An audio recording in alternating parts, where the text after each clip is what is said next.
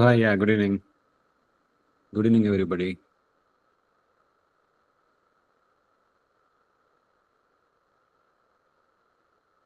Can you hear me and also see the screen that I have?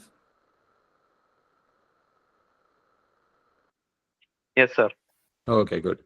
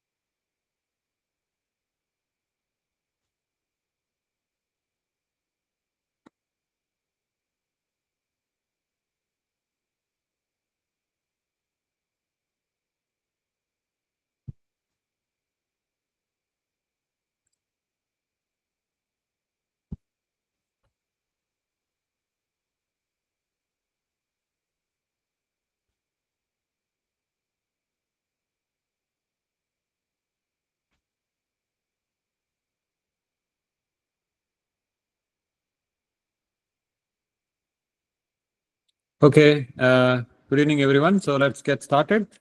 So welcome to this lecture, second lecture on in computational methods in engineering. So we kind of just getting started with the Gaussian elimination method.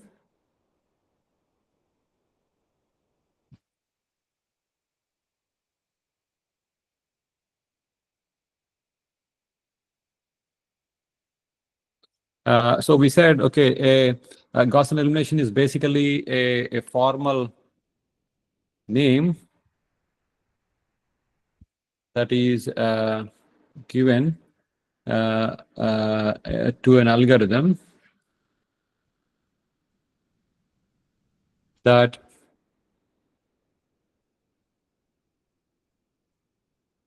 systematically eliminates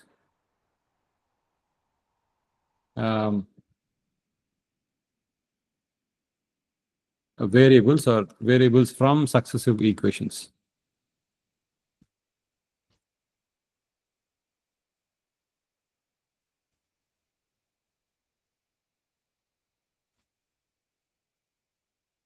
Okay, so we said a general system is essentially A11 x1 plus A12 x2 and so on plus A1n xn equals B1 and A21 x1, A22 x2 and so on, A2n xn equals B2 and so on. If we have n such equations, the last equation is going to read an1 x1, an2 x2 plus and so on, an xn equals bn. So we have n equations and n unknowns, which are basically x1 to xn that needs to be calculated, right? How do we go about solving this? In Gaussian elimination, what we do is that essentially you consider, let us say, the first row as something known as a pivot row, and the first element, which is this guy, as the pivot element. Okay, and you are going to using this value of a11 and the other values that are there, which are essentially below that, that is a21, a21, a21, a22, and so on to an1. We're going to make all the elements below this pivot element to be 0 by using row operations. Okay, and then in the next step, okay, when you try to do row operations, you are essentially modifying this entire row in which this value becomes 0, and then all other values will become something else.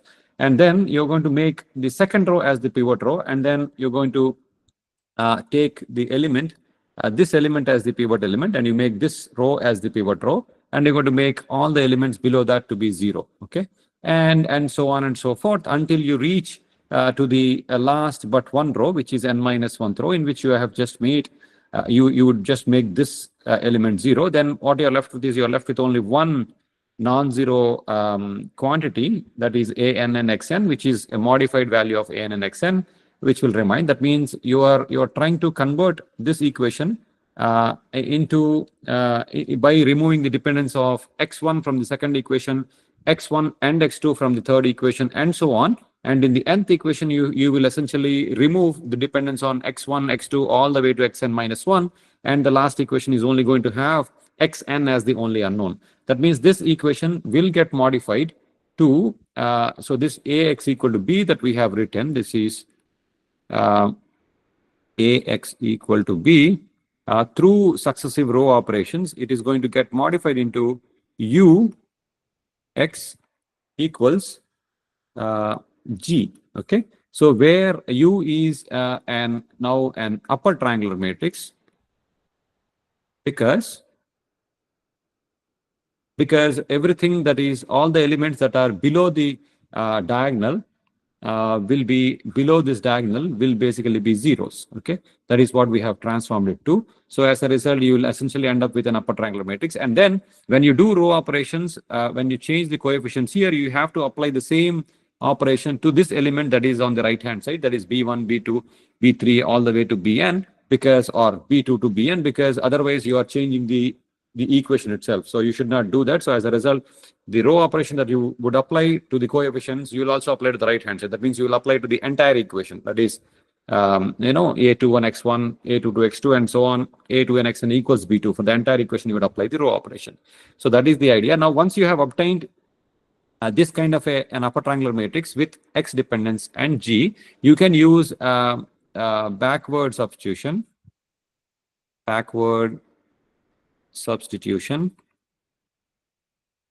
to calculate the entire x vector. Okay, that means we can first calculate from the last equation, we can calculate what is the value of xn, right? We can calculate what is the value of xn, and then we'll go use again a backward substitution, calculate what is xn minus 1, and so on all the way to we'll calculate x1. So that is the idea. So you have two steps in Gaussian elimination.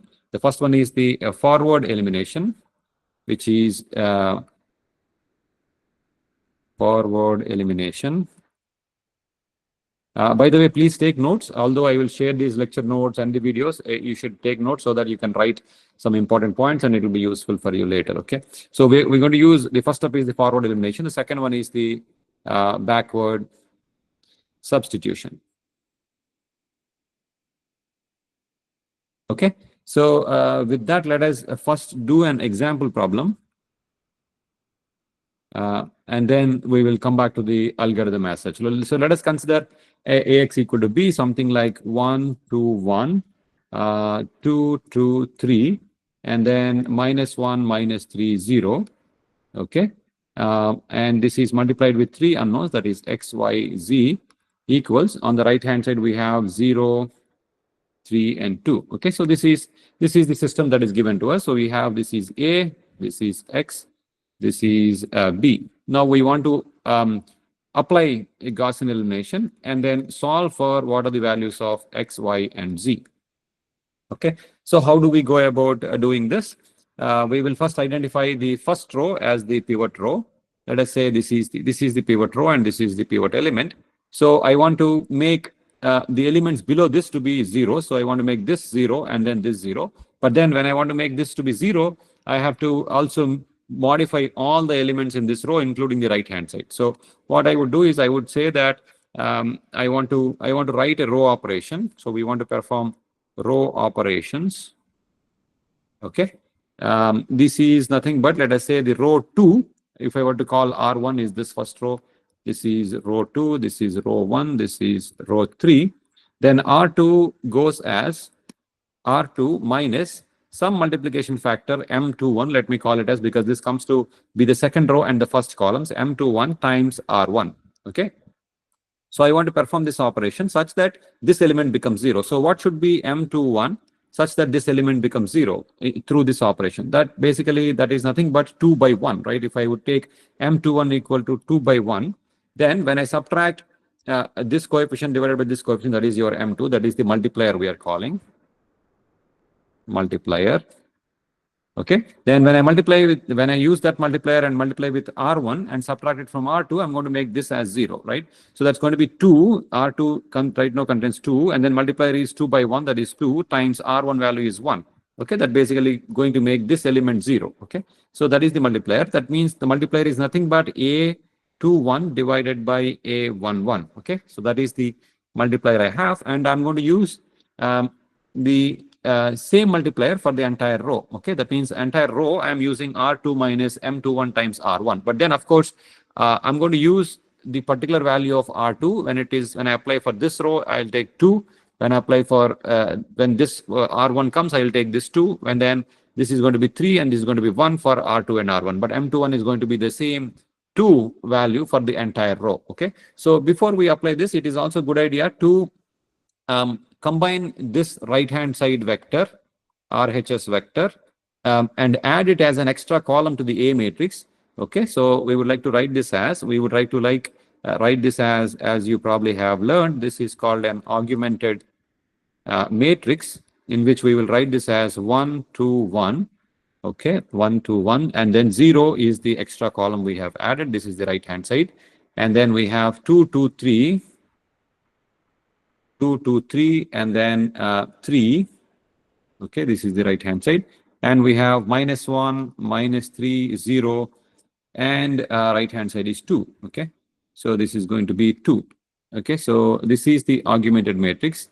So that is the augmented matrix. We know that this is the coefficient on the 3 rows, and this is the RHS vector. Okay, so then I'll do this operation. R2 goes as R2 minus M21 R1, where my M21, the multiplier is nothing but 2 by 1, that is A21 by A11. Okay, so if that is the case, I can perform this operation. So because I have taken the first row as the pivot row, this row will remain unchanged. So we have 1, 2, 1, 0, and the second row is going to be 2 minus 2 times 1, that is 2, that is equal to 0.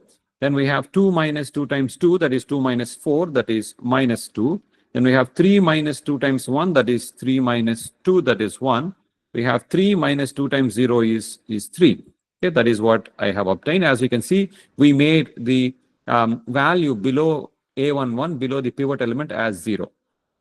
Now we want to perform similar row operation for the third row as well, such that we're going to make this element also as 0. So for that, I will say that R3 goes as R3 minus M31 times R1. So I should always work with R1 because R1 is my pivot row. Okay, so this is my pivot row. So I should always work with this. Similarly, 1 here, which is A11, is my pivot element. Okay, so then what would be the value of M31? M31 would be equal to this value divided by this value. That is going to be A31 divided by A11. That is nothing but minus 1 by 1 is what I would use. That is basically minus 1. Okay, so that means if I perform this operation, that's going to be minus 1 minus of minus 1. That's basically going to make it 0, right?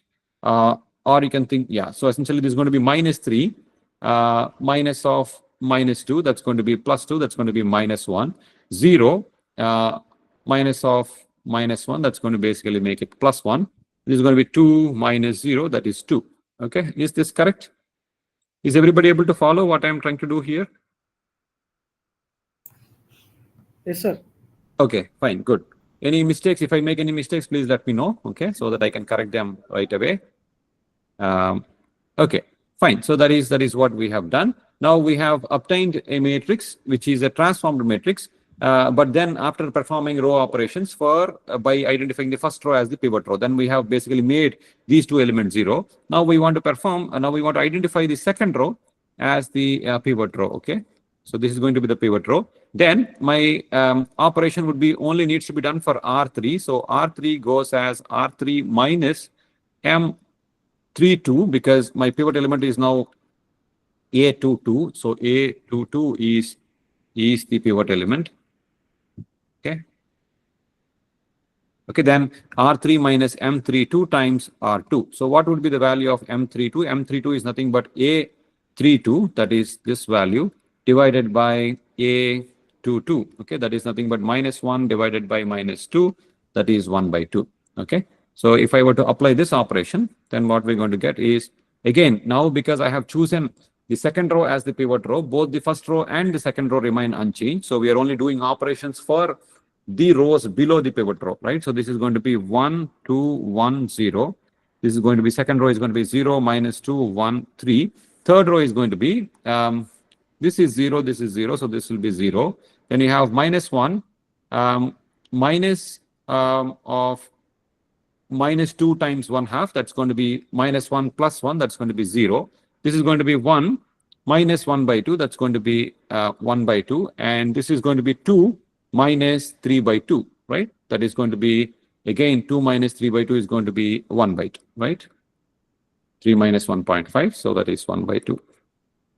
Okay, so now, as you can see, we have performed row operations, and then we are done with the forward elimination, right? So we have done with the forward elimination, and we have obtained the matrix in the upper triangular form. Right now, a matrix is in upper triangular form. As you can see, the right-hand side also got modified. So we had something called B before. The B was having values of 0, 3, 2. Now this new B has got values of 0, 3, and 1 by 2. Okay. So from here, now I can put it back in the original form. That was 1, 2, 1, 0, minus 2, 1, and 0, 0, 1 by 2 times x, y, z equals, on the right hand side we have 0, 3, 1 by 2. And now we can solve using back substitution. So this is going to be, when I do the back substitution, this is going to be, this is backward substitution. That is going to be 1/2 times z equals 1/2. That means z equals 1. Okay, and then when I multiply this with this, you're going to get 0 times x, that is 0. You have minus 2y plus z equals 3. Okay, substituting z equals 1 is going to give you minus 2 equals 2. That means y equals minus 1. And from the first equation, you have x plus 2y plus z. So that's x plus 2y plus z equals 0, which is going to give you, substituting for z equals 1, y equals minus 1. Is going to give you minus 2 plus 1, that is minus 1, which is going to give you x equals 1. Okay, so that means my solution x, y, z for this problem is equal to 1 minus 1, 1. Okay, so that is the solution, and which we have now calculated and obtained it from using Gaussian elimination. Okay, so that is the idea of Gaussian elimination. Now we have to write a general algorithm so that this process can be done for a matrix of any size. For example, this n in this particular case, the A matrix was only a 3 by 3 matrix. There were 3 rows and 3 columns. But then later on, we would like to say apply this algorithm to a much bigger matrix. N could be 10,000 or even larger, something like that. But then, so even if you have, let us say, 10 power 4 by 10 power 4 matrix, we should be able to solve it using, given the computational power, we should be able to solve it using Gaussian elimination. So how do we write an algorithm for that and a program for that eventually? Okay. So before we proceed to write the general equation, any questions on this so far? Any questions, clarifications, mistakes? Or is it all right? Everybody is able to follow? I think probably. Yes, sir. Yeah. Okay. Yes, sir. So shall we? Yeah.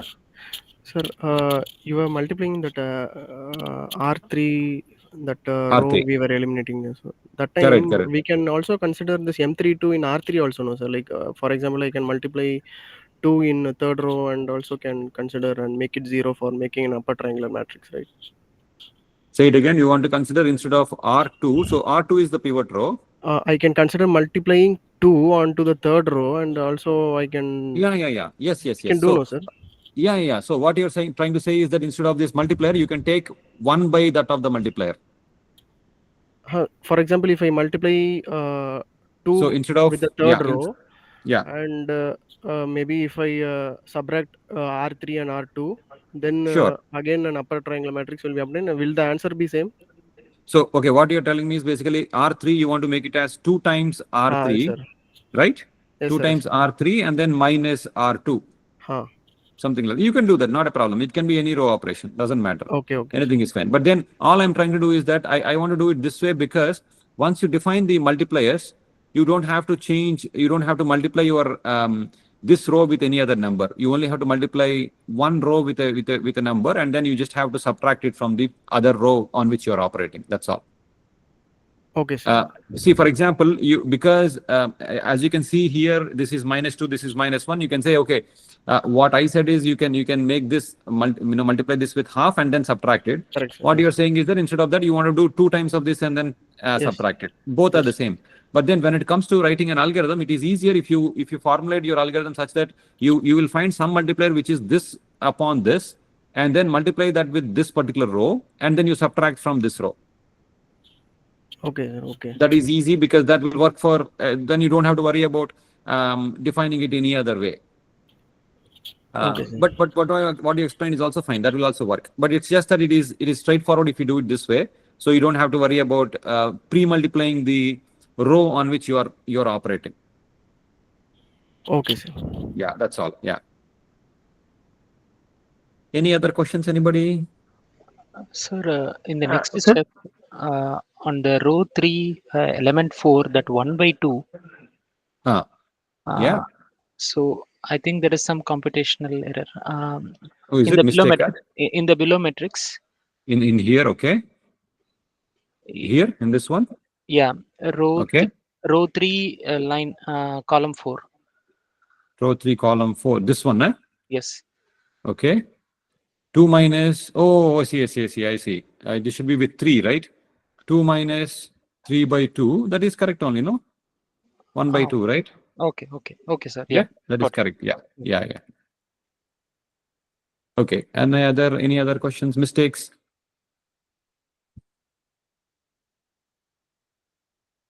So, okay. Any other questions? There were 2 voices I heard. Sir, you said about solver, sir, that means it will be easy for the solvers. Solver will understand that easily.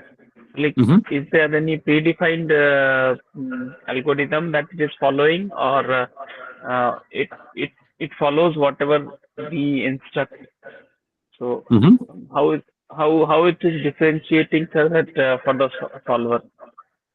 No, can you explain it again? I did not understand the question. To Prem's question, sir, you said that if we multiply this third row with 2 and then I see. No, I think it's a matter of convenience. See, I mean, what I'm trying to say is that you could either do M32, or as the other person suggested, you can even take 1 by M32 and then distribute it to this one, right? Both are fine. Yeah, it's a matter of convenience. That's all. So what we want to do is that, see, I mean, if you do it this way, I have to only see, for example, in this case, it turned out to be 1 by 2. For example, instead of that, let us say this is 2 by 1, and there is always 1 somewhere. Let me give an example where M32, let's say, comes out to be 4 by 3, right? In which case, what you should do is you should multiply row 3 with 3, and then row 2 with 4, and then perform the operation, right? Your R3 goes as 3 times R3 minus 4 times R2, something like that, right? So, like, whatever suits the best for our operation, so that we can choose.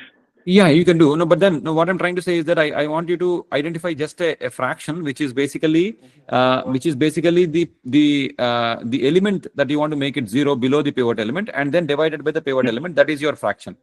When you do this, you just have to store only one value of this fraction. That's all. But otherwise, you have to store 2 separate values, 3 and 4. which is not very convenient. We will Understood.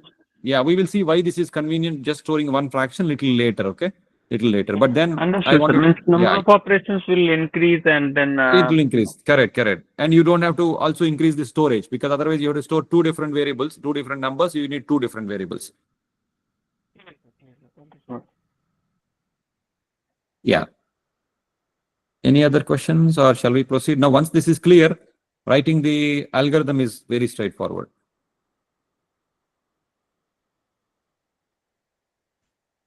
This is clear. Okay. Shall we proceed? Okay. Okay. So then what we said is we have this.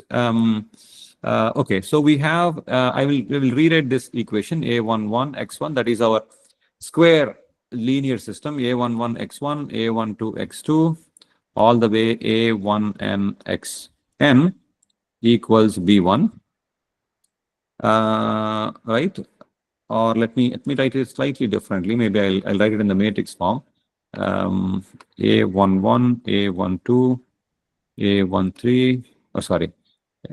Yeah, this is what we are writing. A1n, and then yeah, that's what we have. And then we have A21, A21, A22, A23, all the way to A2n. And then we have AN1, AN2, AN3, all the way to ANN. This is the matrix we have.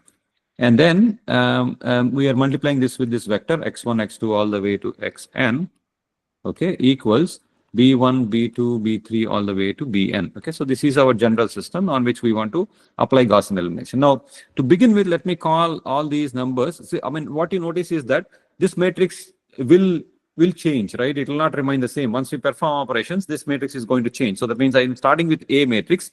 But then if you want to preserve the A matrix after end of Gaussian elimination, then you should take a copy of A before you start this process. Otherwise, A will get transformed into U. Okay, that we should keep in mind. Many a times in your when you write programs that you may be requiring the previous A, which may not be available if you have not taken a copy. So that you should keep in mind. So then I will also write a superscript 1 to indicate that this is the original matrix or original values of that I'm given with. Okay, these are all I'm putting 1 here, just to say that these are all the original values. Now let me do step 1. Okay, so what is the step 1? So step 1 is basically I am defining multipliers, right? I'm defining multipliers. And how many multipliers should I define? I should define as many multipliers as I have below this pivot element, right? I should define so many multipliers, 1 for each row below the pivot row. That means I should define n minus 1 multipliers, okay? So I will say my first multiplier is m21, that is nothing but a21 divided by a11. We know that these are the superscript 1 to indicate that those are the original values I have, okay? So I'll take m21 and I'm going to perform a row operation on this, right? And then this will basically become 0, and all other values are going to be something else, right? Because they will be a22 minus m21 times a12. Similarly, a23 minus m21 times a13, and so on, right? That's what my operation is going to do. Similarly, I will define, once I'm done with this row, this is the second row, I will go and define another multiplier. That multiplier is going to be m31, that is going to be a31 upon a11, right? So that is still, the multiplier is still with respect to the pivot row. Pivot row is my so this is my pivot row, this is my pivot row, so it is still with that, and so on. So I'm going to define so many multipliers, mn1 equals an1 divided by a11, which are all for the first this thing, okay? So that means I essentially defining I1 equals ai1 divided by a11, right? Where my I is going from 2, 3 all the way to n, right? I'm defining so many multipliers. Okay, and then once I perform an operation on this thing, which is basically let us say aij, right? For the next step, that is the second step, is going to be aij for the first step minus mi. Right, I'm doing it for the 1, right, which is basically the so mi1 times a1j, right? That's what I'm doing for the 1. So that is basically going to transform my values that I have for in all the rows, right? And then my I and j are going to go from 2, 3 all the way to m, right? Because I'm only going to modify. I know that these values will anyway become 0. These are all going to be 0. So I need to modify this entire range of values, right? Everything that is there. That means my I starts from 2 and my j starts from 2, right? And then 2 to n and 2 to n. So all these values that I have will get changed, and they will get changed according to this equation, right? That is means my aij once it is done with the first step, I'm getting the values for the second step, that is aij2 equals aij1 minus mi1. I'm multiplying this with a1j. A1j is going to be the first row and the corresponding column, right? Either I use 1, 2 or 1, 3 and so on till 1m. Okay. So that is my operation. Is this correct? Any questions on this?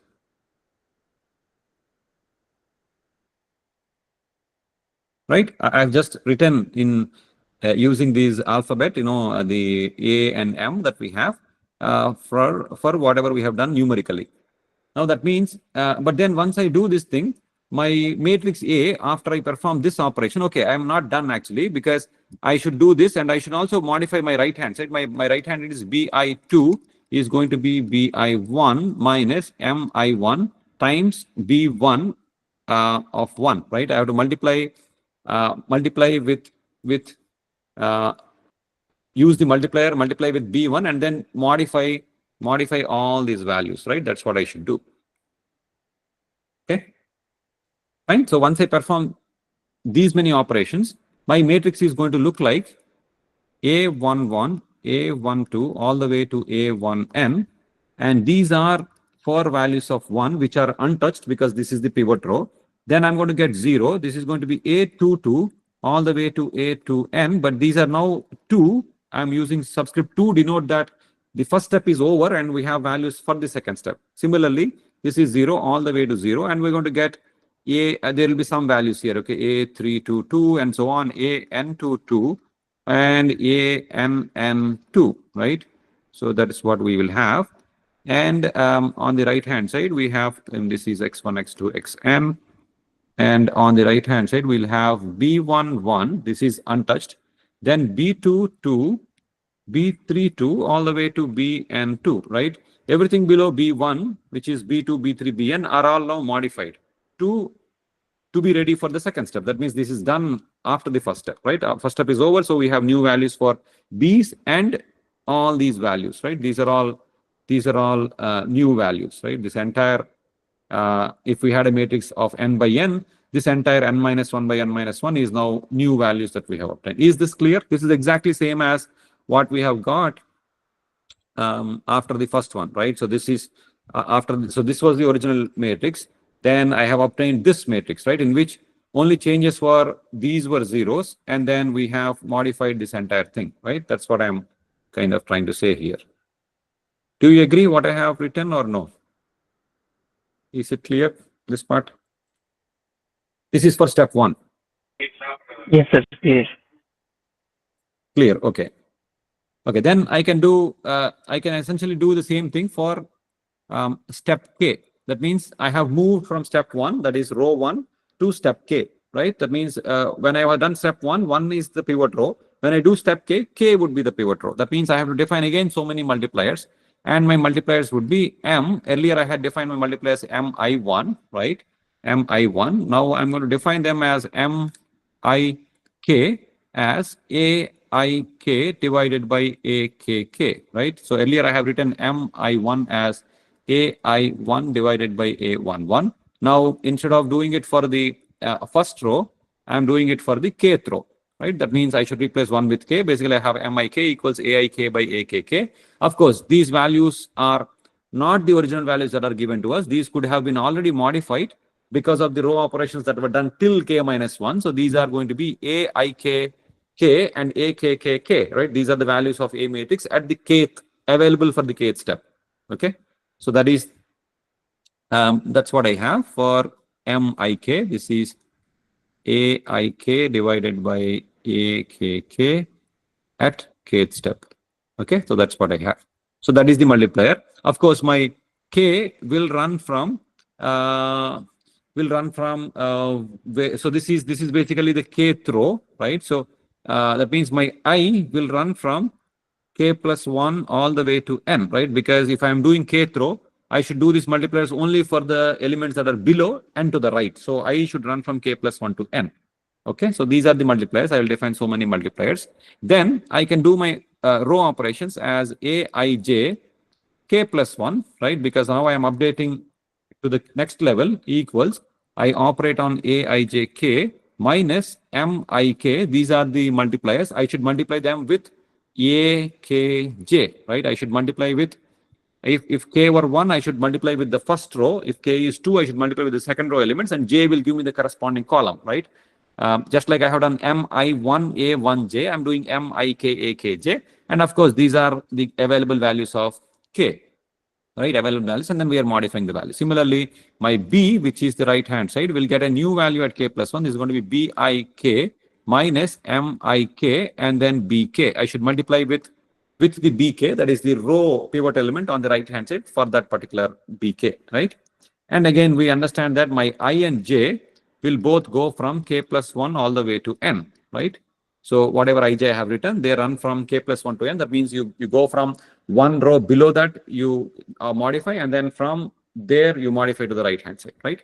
That's what we're doing. That is the, because everything below k will become 0, right? Everything below k will become 0. So from k plus 1 onwards, we have to update these values. Is this part clear, how we are defining mik, aij k plus 1, bi k plus 1?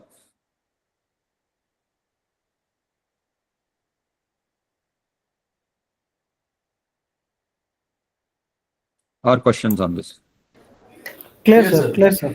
Clear. Okay. So this is basically same as an extension of what we had before, right? Okay. Just writing mik here. Okay. Fine. That means after k steps, what would I have got? Let us say if k was somewhere here, it would have, okay. Then let us say if I perform n steps. So after I have performed n minus 1 steps, my matrix would look like, when I reach the upper triangular matrix, I'm going to look like, in the last step, my matrix is going to look like A11, A12, all the way to A1n. These are values that are given. That means the row 1 is the same as the original matrix that we were given. Second row is going to look like 0, A222, all the way to A2n2. Then third row is going to look like 0, 0, A333, all the way to A3n3, right? And so on. And then last row is going to look like 0, 0, 0, all zeros for except for A and n, because this element was just modified to make this as 0, right?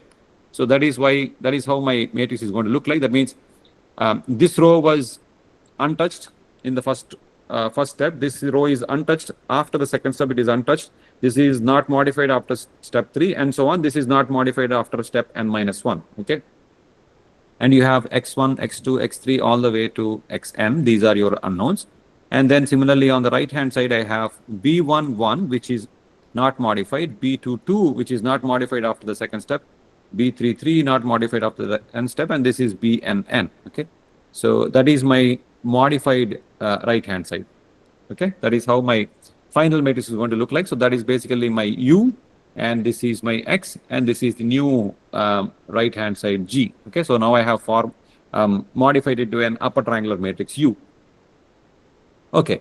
Once I have obtained an upper triangular matrix, let me write a couple of more values here. So this would be a n minus 1, n minus 1, that was modified in n minus 2, right? After is ready for n minus 1 step. Similarly, this is going to be a n minus 1 n, and this is modified in n minus 2 and is ready for n minus 1 step, right? After that, it is not modified. Fine. So this will be, and then there are of course many rows in between. I did not write them. I just wrote these two values. Now, what we have is we have this matrix in upper triangular form. I can use backward substitution. So my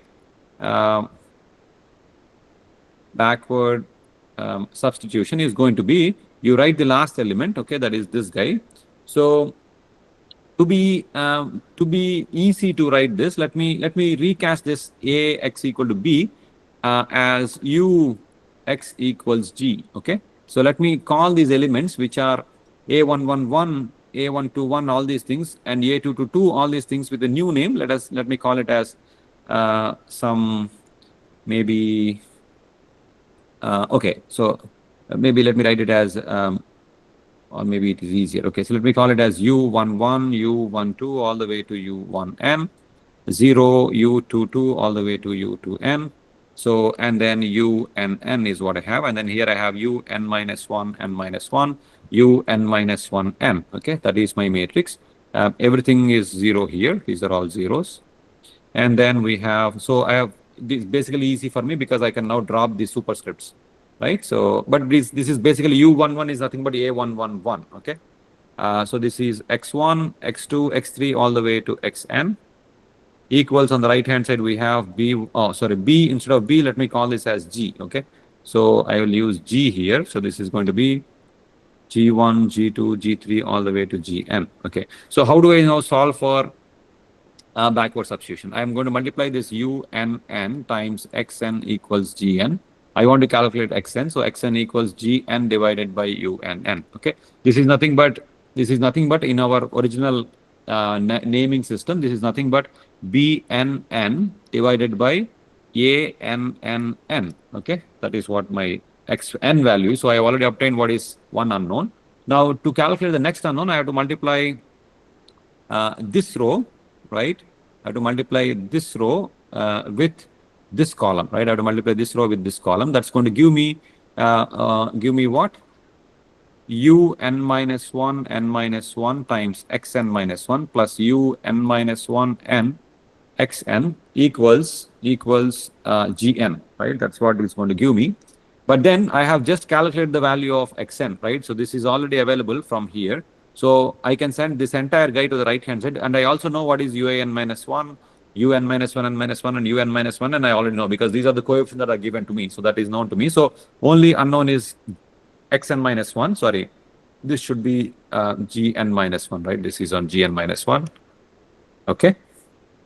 So then I can calculate my Xn minus 1 as Gn minus 1 minus UN minus 1 N Xn divided by UN minus 1 N minus 1. Okay, so that's what I have calculated. Now, imagine, let us say instead of, no, this is done. Let us say if you want to calculate Xn minus 2, you will get one element here, one element here, one more element here. You'll get 3 elements.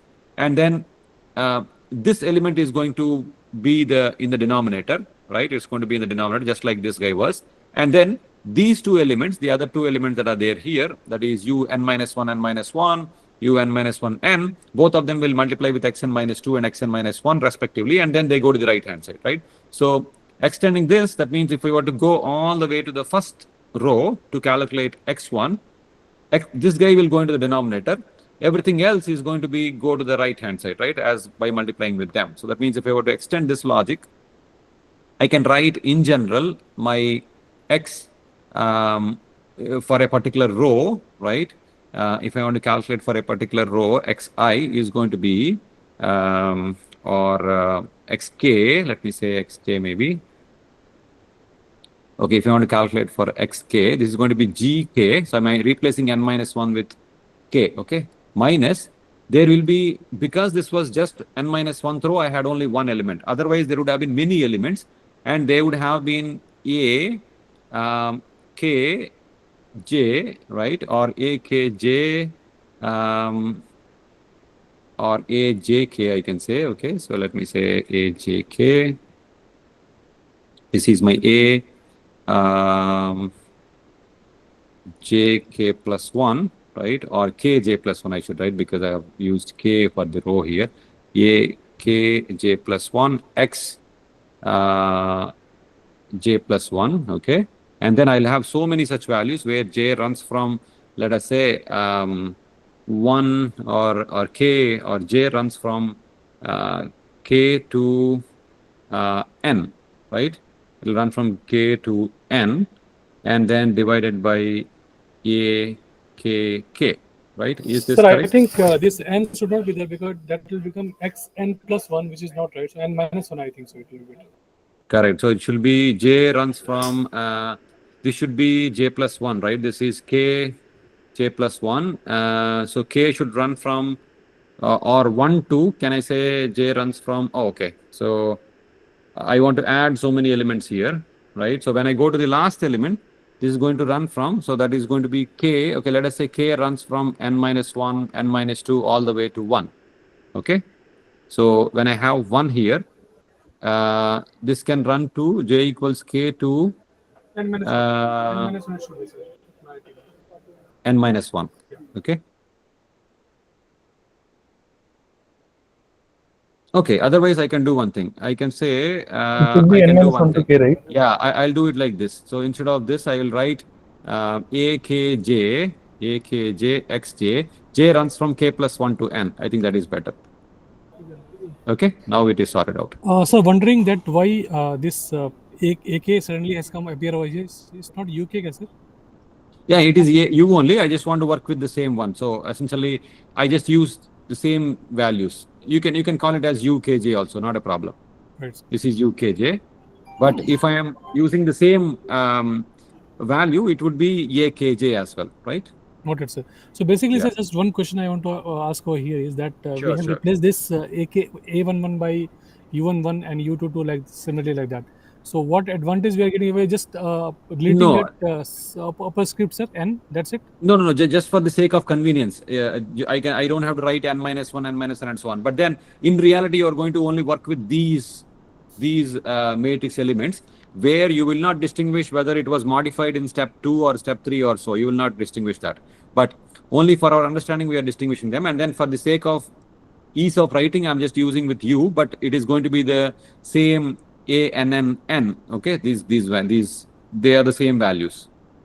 Okay, sir. Fine. Yeah. Noted. So I'm not going to use U, but only for understanding purpose. Here, I don't have to write n minus 1 and n minus 1, all those things. That's why I used U. But then we'll go back to the notation of AKJ. Okay. Thanks, sir. Fine. So essentially, I go backwards. That is, K goes from n minus 1, n minus 2, all the way to 1. And I will obtain what is x n minus 1, x n minus 2, all the way to x1 when I do this process. Okay. Is it clear? Questions on this? So once I do this process, now we have obtained all the values by backward substitution.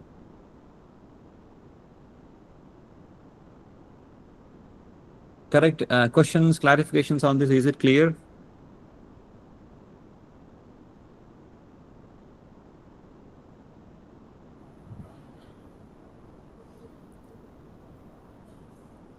Hello? It's fine, sir. Thank you. Fine. Okay, all right, good.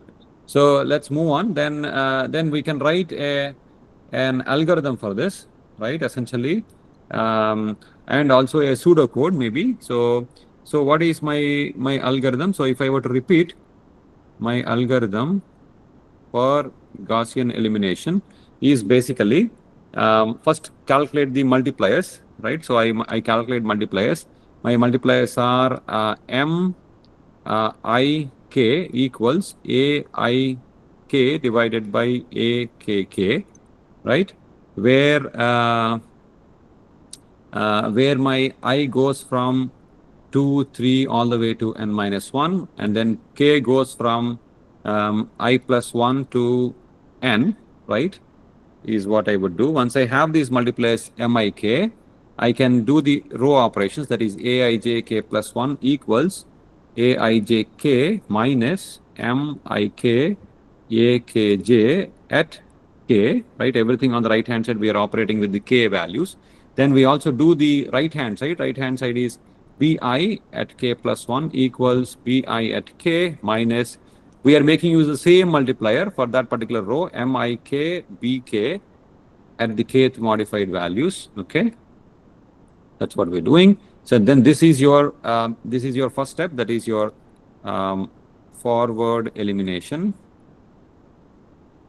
So after we perform all these steps, once we come to I equals n minus 1, or here both I and j go from 2, 3 all the way to n minus 1. Okay, they go from 2, 3 all the way to n minus 1, I and j values, right? Yeah, so we are no, here my I and j should go from k plus 1 to n, right? Because I can only do it from okay, so I should write it this way. This is not correct. My I and j should only go from k plus 1 to n, whereas my k can go from 2, or it should go from 1, 2, 3, or I equals, yeah, so it's 2, 3 all the way to n minus 1, right? Or even 1. I1 is we define, so this goes from 1 to n minus 1, right? This goes from 1, 2, 3 all the way to n minus 1. I and j will go as k plus 1 to n, right? Because when I choose the first pivot row, I have to modify from 2 to n and 2 to n here, right? That is what I want to modify. Okay. All right. So that is my forward elimination. Then once I am done with this, I have an upper triangular matrix. Then I would do the backward substitution. Backward substitution is basically I'll calculate what is xn. Xn equals my bnn, which is the right hand side, divided by annn. Okay, that is I'll calculate the first unknown. Then I can calculate all other unknowns as x k as b k, right? That is or we have just written it here. What is my yeah, so this is b, right? This is b, and then minus akj xj is what I have. Okay, so this is minus sigma akj xj, where j goes from k plus 1 to n, okay, divided by a k k k. Okay, so this is what I would use to calculate all the unknowns. That is basically xk, right, where k goes from n minus 1, n minus 2 all the way to 1. Okay, so when I'm doing n minus 1, this is going to be n minus 1. Here there are only going to be just one value, right? Whereas when I do the 1, right, k equals 1, so this is going to be 2 to n. Okay, all the values of 2 to n will be subtracted from that particular right hand side, and which we are going to get it as xk. Okay, yeah. So that is the forward elimination and backward substitution. So that finishes the Gaussian elimination algorithm.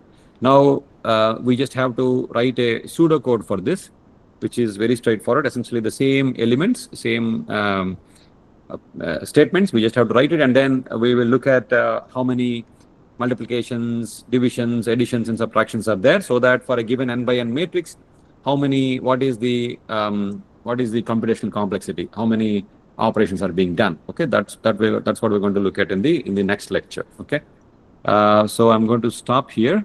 Any questions on this from today?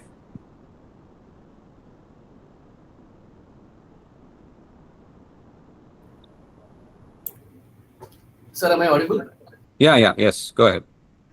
If we can just put a flow chart to explain the steps also, that would help, sir, next time maybe. Yeah, we will do a pseudocode. Yeah, Pseudocode okay. will be all these statements written in a program form. Okay. Yeah, understood. Yeah, we will do that tomorrow in tomorrow's lecture. This is basically in the mathematical expressions. We will just write them in a pseudocode form. Yeah, anyways, we are going to be correlating with the loop statements in the C code, right? So that Yes.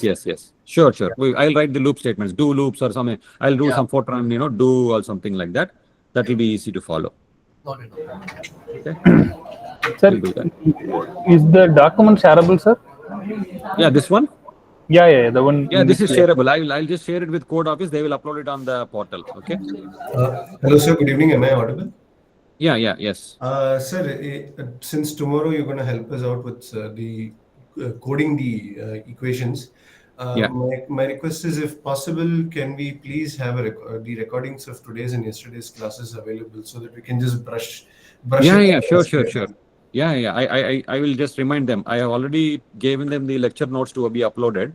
Yeah. I'll remind them so that they will upload both the recordings by tomorrow. Yes, sir. Thank you, sir. That will be really good. Tomorrow we are not going to look at the full code. We are going to look at the pseudocode. So I'll write a kind of pseudocode kind of thing. Yeah. I was also thinking maybe some of you can look at. I mean, if you look at Fortran or C, that is nice. But maybe you can also look at Python as a programming thing, because that may be useful as well. Okay. Let me kind of give it a thought and get back to you on that. Okay. If you want to use.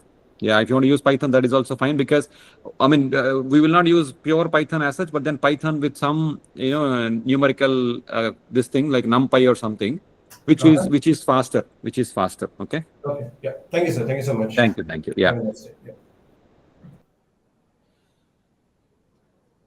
Anything else? Anybody? So basically, concepts are too fine, so we have to just go through once and then come back to you for any doubts. Oh, sure. Fine. Sure. No problem. I have written stuff. If there is any mistake, you let me know, because we are writing on the fly, on the go. If there is any mistake, we'll correct it. Okay. Otherwise, it should be okay.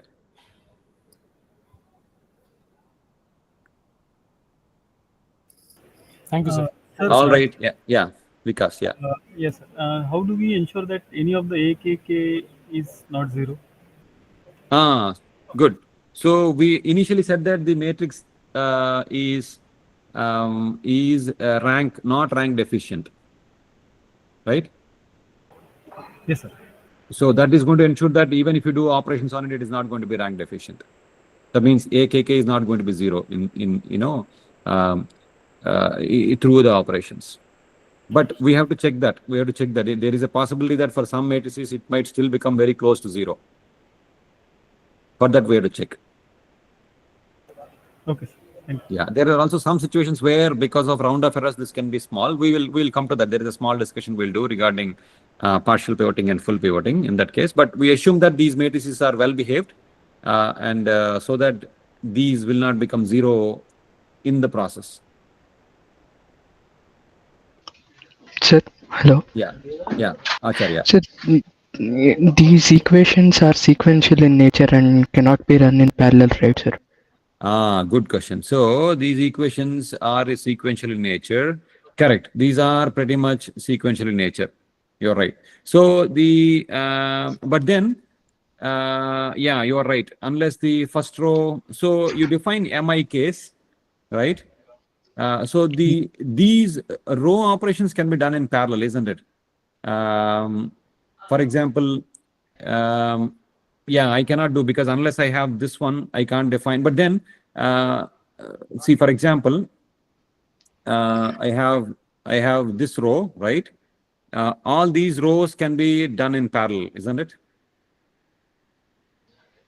Because this is the pivot element I want, and then I can make this 0, this 0, this 0. So all these things can be done in parallel. But then when I come to 2, 2, then I have to wait, because unless I have this thing, I can't do any of these things.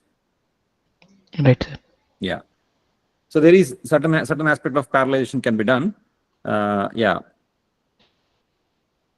Thank you. Yes. Thank you.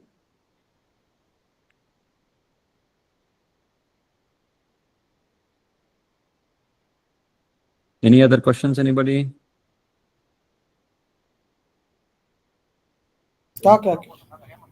Sorry? Sir, am I audible? Yeah, yes.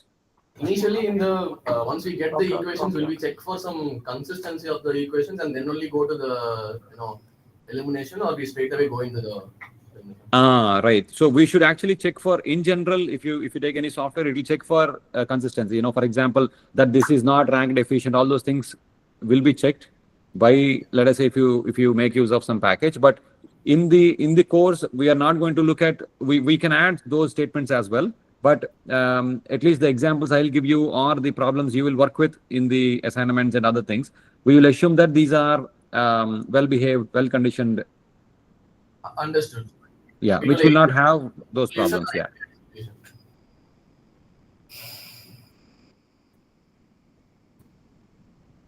Go ahead. Yeah. No, meaning it'll either have one solution or infinite solution. So independent. Correct. Yes. So we will look at a unique solution systems.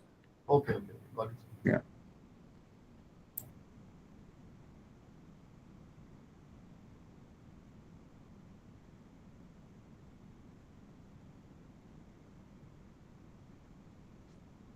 Okay. Any more questions, anybody?